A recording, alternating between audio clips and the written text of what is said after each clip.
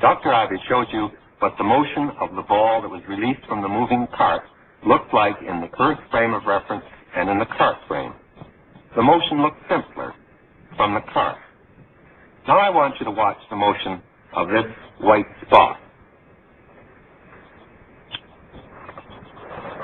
You probably see the spot moving in a circle.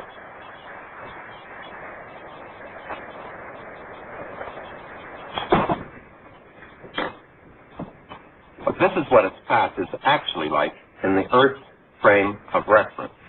This is your normal frame of reference. You saw the spot moving in the circle because your eye moved along with the cart.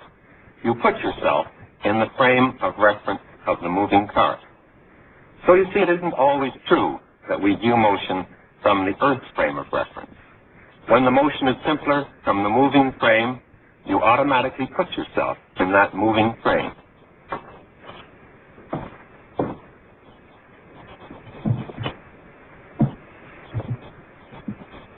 Now we're going to do another experiment on relative motion to show how to compare the velocity of an object in one frame of reference to its velocity in another frame of reference.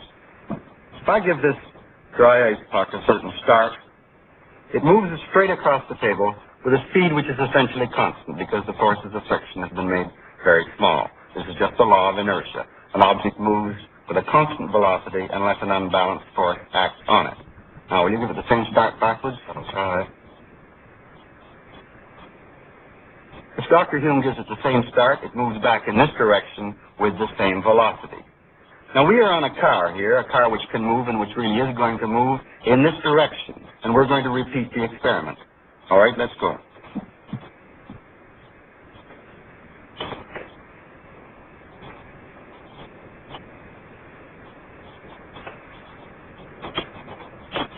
If we were making measurements here, then we would observe the same velocities, that is the same experimental results that we did before. And so would you, because you are observing this experiment through a camera which is fastened to this cart. That is, you are in the moving frame of reference with us. But now we're going to do the experiment again, and this time you watch through a camera which is fixed in the Earth frame of reference. Now concentrate on watching the puck. Don't let your eye follow us. And I think you'll see that it'll move faster that way and not so fast this way, relative to you and relative to the wall behind.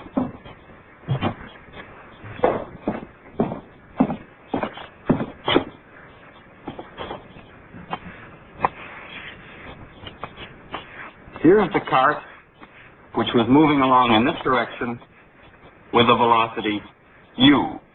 We were sitting on the cart at a table. Here I am over on this side, and Dr. Hume was on this side, and we were pushing this puck back and forth on the table. When I pushed it, it went in this direction with a velocity v, and when Dr. Hume pushed it, it went in this direction with the same velocity v, but this is the velocity relative to the cart. What about the velocity relative to an observer on the ground in the fixed frame? Well, if it is pushed in this direction, its velocity is u plus v. If it's in this direction, its velocity is u minus v. This is all very reasonable. There's nothing very hard to understand here. The surprising thing about this expression is that it is not accurate in all circumstances.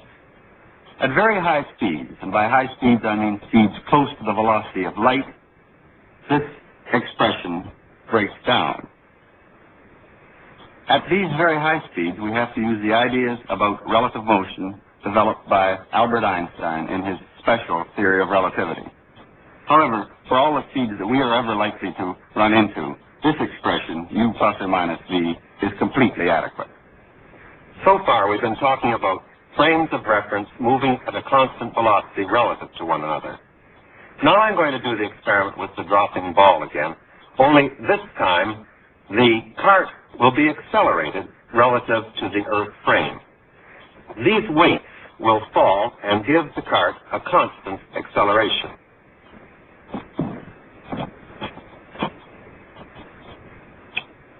I'll put the ball up, and then I will release it. The motion is very fast, and I want you to watch at the point where the ball is released from the fixed camera.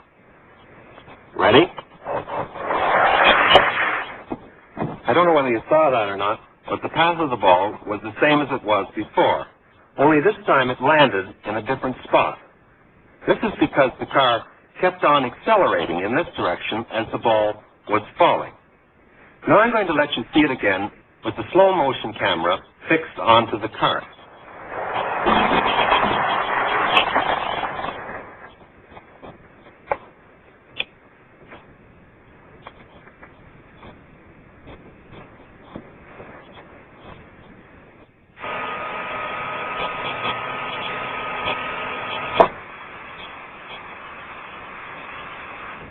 This time you saw the ball moving off to one side and not following down the vertical reference line as it did in the constant velocity case.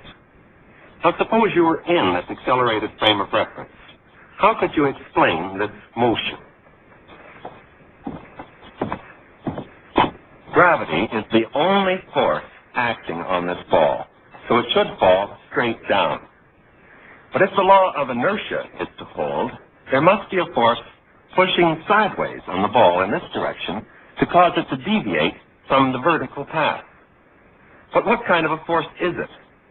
It isn't a gravitational or an electric or a nuclear force. In fact, it isn't a force at all, as we know one.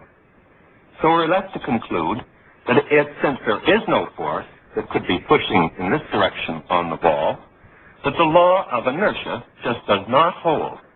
This is a strange frame of reference. We call a frame of reference in which the law of inertia holds an inertial frame. The law of inertia holds in the Earth frame of reference, so it is an inertial frame.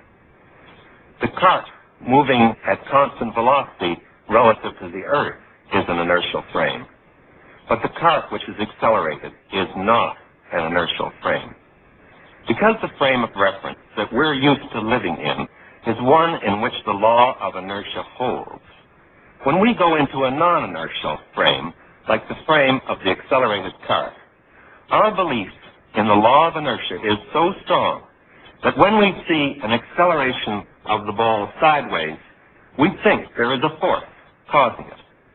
So we make up a fiction that there is a force. And sometimes we call this a fictitious force.